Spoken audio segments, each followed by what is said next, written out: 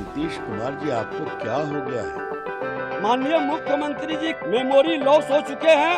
इतना घृणित स्तर का ये भाषा है कि हम क्या बिहारी होने के नाते हमको शर्म आती है। मानसिक संतुलन नीतीश जी खो दिए हैं। जिस प्रकार से महिलाओं को लेकर बयान दिए हैं, यह बिल्कुल अमर्यादित है। इसकी जितनी घोर निंदा की जाए वह कम होगा।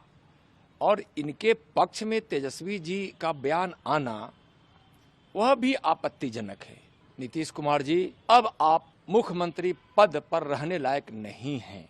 बिहार की मर्यादा को, इस देश के संस्कार संस्कृति को आपने चौपट कर दिया है। बिहार आज सर्व से लज्जित हो उठा है। बिहार का सर झुक चुका है। इस तरह से इतना अशोभनीय काम आप किए हैं कि बिहार, देश, दुनिया और हमारी माँ बहनें कभी आपको माफ नहीं करेगी। हर नेता को महिलाओं के लिए सम्मान से बोलना चाहिए, सम्मानित भाषा का प्रयोग करना चाहिए। बहुत ही गंभीर नेता हैं और मुझे लगता है वो खुद भी समझ रहे होंगे कि इस तरह की भाषा महिलाओं को दुखी करती है, हमारा मनोबल तोड़ती है। तो मुझे आशा है कि आगे से ऐसी भाषा का प्रयोग वो न करेंगे। महिलाएं समझती हैं, उनको अच्छी भाषा में भी और अपनी बात को एक सुसंस्कृत भाषा में भी किया जा सकता है। हम लोगों को शर्म आती है कि हमारे स्टेट का मुख्यमंत्री लोग बिहार से, और हमको लगता है कि प्रत्येक बिहारी को शर्म आ रही होगी आज कि उसका मुख्यमंत्री ऐसा अश्लील भाषा का प्रयोग करता है असेंबली में।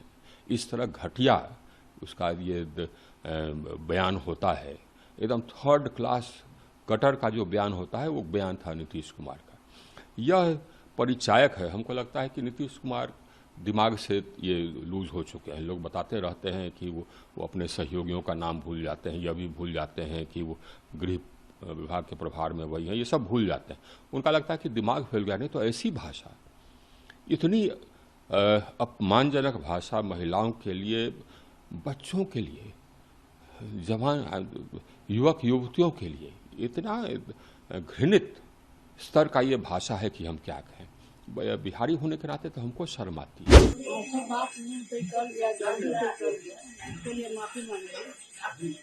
सदन चलने देना चाहिए।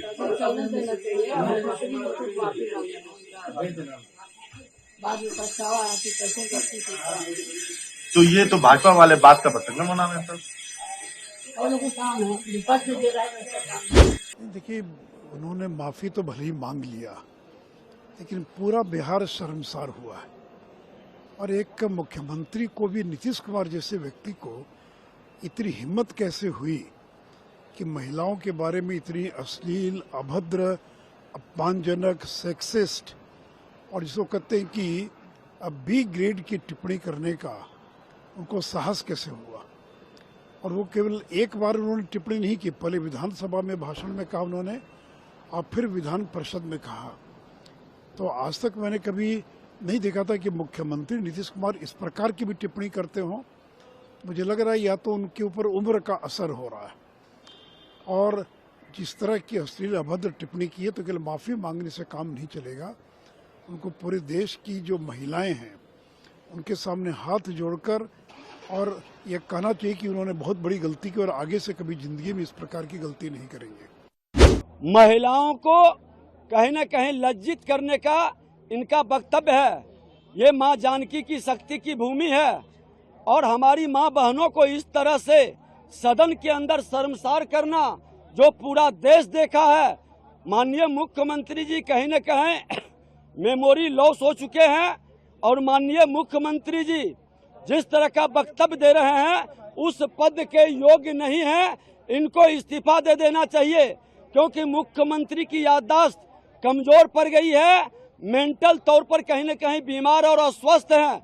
इनके द्वारा कुछ भ्रष्ट ऑफिसर्स और कुछ भ्रष्ट लोग मिलकर के गलत बिहार के साथ गलत खेल खेला जा रहा है।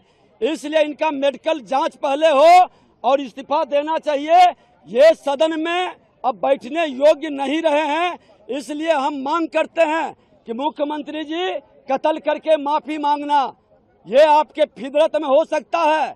आपका उप मुख्यमंत्री जिसको उत्तराधिकारी बनाया उस सेक्स ज्ञान की बात कर रहे हैं। दोनों व्यक्ति चारित्रिक रूप से कहीं योग्य नहीं लग रहे हैं। जो सदन की और बिहार की गरिमा बढ़ाएं और बिहार की जनता, हमारी मां बहन का जो आक्रोश है, प्रतिपक्ष की जिम्मेवारी है उस आक्रोश से सदन को ही अवगत नहीं कराना। इन दोनों को पद के योग्य नहीं मानते हुए पूरी तरह से इस्तीफा की मांग पर अड़े हुए हैं। तरह के आपत्तिजनक सदन में बयान, आपत्तिजनक सदन में बयान हर आदमी जानता है, अपने बाल बच्चे का शादी ब्याह करता है तो अपने बाल बच्चे का शादी ब्याह करता है तो अपने वंश को बढ़ाने के लिए नहीं करता है। मुख्यमंत्री जी ने कहा था इसमें कौन विवाद है, जिसको कुछ नहीं मिलता है उसको यही सब विवाद नजर आता है। नीतीश कुमार जी, आपको क्या हो गया है? ये किस अश्लील भाषा का प्रयोग किया जिसको दोहराने में भी शर्म आती है? ये हो क्या गया है कि एक तरफ देश की नारी शक्ति दुनिया में लहरा रही है और आपके मन में ये विचार है? ये कुत्सित मानसिकता है। It is a dirty thinking. और आपने क्या माफी मांगा? अगर बुरा लगा है तो मतलब अभी भी आप दिल से इस बात को स्वीकार नहीं कर पा रहे हैं कि उन्होंने भारतीय लोकतंत्र के इतिहास में सदन के पटल पर महिलाओं के बारे में सबसे शर्मनाक बातें कही हैं। उनके उप मुख्यमंत्री कह रहे हैं कि वो तो सेक्स एजुकेशन की बात कर रहे थे। ये क्या लोकतंत्र कोई मजाक है क्या? नीतीश कुमार जी, लोकतंत्र लोक लाज से चलता है और आपने लोक लाज को शर्मसार किया है और आपकी माफी ईमानदार नहीं है। तो नैतिकता का तकाजा अगर आपके ऊपर कुछ है तो आप तय करिए, लेकिन आपकी माफी बिना शर्त नहीं है। आपकी माफी ईमानदार भाव से नहीं निकली है। अगर बुरा लगा है तो मैं वापस लेता हूं। ये क्या मतलब है इसका? और मैं बिहार से आता हूं। बिहार का मुख्यमंत्री 18-19 साल से मुख्यमंत्री है। अगर ऐसी बात करता है तो इससे बड़ी पीड़ादायक बात क्या हो सकती है? मैं भर्त्सना करता हूं उनकी। आई कंडेम हिज आउटराइट। और बिल्कुल उन्होंने अपना नैतिक अधिकार खो दिया उस पद पर रहने के लिए। और प्रजनन दर घट रहा है शिक्षा से भी। और प्रजनन दर के बारे में उन्होंने स्पष्ट किया था कि जो पढ़ी लिखी महिलाएं होंगी वो प्रजनन दर को रोकने में अपनी पूरी भूमिका निभाएगी और उसका कैसे रोक सकती है उसके लिए उन्होंने एक उदाहरण दिया है। तो भाई आजकल तो जो प्रजनन दर रोकना है उसमें तरह तरह की बात कही जाती है। परिवार नियोजन भी लोग कराते हैं और बिहार के मुख्यमंत्री जी ने परिवार नियोजन पर उतना बल नहीं दिया, बल्कि उन्होंने बल दिया कि जो लड़कियां हैं उसको हमको शिक्षित करना है। तो उसी को पूरी तरह से अवेयर करने के लिए लोगों के सामने कोई बात रखी है। बीजेपी ने काफी हंगामा मचाया, बोला कि माफी मांगो। तो बीजेपी कौन सा इशू है जिस पर वो नहीं बोलते हैं? अब प्रधानमंत्री जी बोल दिए थे एक बार कि बेटी पढ़ाओ और बेटी पटाओ। तो बोलने के लिए भाषा में कभी कभी अंतर कुछ होता है तो लोग बवाल करते हैं। ये ठेठ भाषा में लोगों को समझाने की कोशिश की मुख्यमंत्री जी ने किया है। तो बवाल करें या जो करें वो अपना उनकी इच्छा है। देखिए, इस तथाकथित INDIA गठबंधन के सूत्रधार नीतीश कुमार जी ने, जो कि इस गठबंधन के बहुत वरिष्ठ नेता हैं, आज जो बयान दिया था कल, वो बहुत शर्मनाक है, भर्त्सना योग्य है, निंदनीय है और पीड़ादायक है। और उसके बाद आप जिस माफ़ी की बात कह रहे हैं, आपने उनकी भावभंगिमा देखी। 24 घंटे के बाद वो ये कह रहे हैं यदि किसी प्रकार की कोई बात किसी को बुरी लग गई है तो मैं माफ़ी मांगता हूँ। यानी इसमें कोई किंतु परंतु का स्कोप है। अगर कोई जाके उस बाइट को देखे तो उसे साफ समझ में आता है। और मैं यह बात कहना चाहता हूँ, मुझे और अधिक पीड़ा इसलिए हो रही है कि इस समय हम राजस्थान की धरती पे हैं, जहां पर स्त्री शक्ति के मान, सम्मान, स्वाभिमान और गौरव को वो सर्वोच्च स्थान मिला है कि प्राचीन काल से आज तक अपने मान, सम्मान, स्वाभिमान के लिए महिलाओं ने बलिदान और आत्मोत्सर्ग तक किया है। और उस धरती पे खड़े होकर हमें पीड़ा होती है कि इस तरह का बयान देने के बाद अभी तक प्रियंका गांधी जी और सोनिया गांधी जी मुंह में दही जमा कर बैठी हुई हैं। और ये बयान सिर्फ कोई इकलौता बयान नहीं है। कांग्रेस पार्टी इसी राजस्थान में उनके एक वरिष्ठ नेता ने, जब ये बात आई कि बलात्कार के मामलों में राजस्थान सबसे ऊपर स्थिति में पहुंच गया है, तो उन्होंने मजाक उड़ाते हुए कहा था ये मर्दों का प्रदेश है इसलिए बलात्कार होता है। इसी गठबंधन के मुख्य दल कांग्रेस के नेता प्रतिपक्ष ने महामहिम राष्ट्रपति जी के लिए राष्ट्रपत्नी शब्द का प्रयोग किया था। इसी गठबंधन के एक प्रमुख नेता बलात्कार के ऊपर लड़कों से गलती हो जाया करती है ये बोल चुके हैं, इसलिए ये इनकी एक स्थापित निचले स्तर की मानसिकता का प्रतीक है महिलाओं के बारे में, और तेजस्वी यादव जी भी उसको डिफेंड कर रहे थे।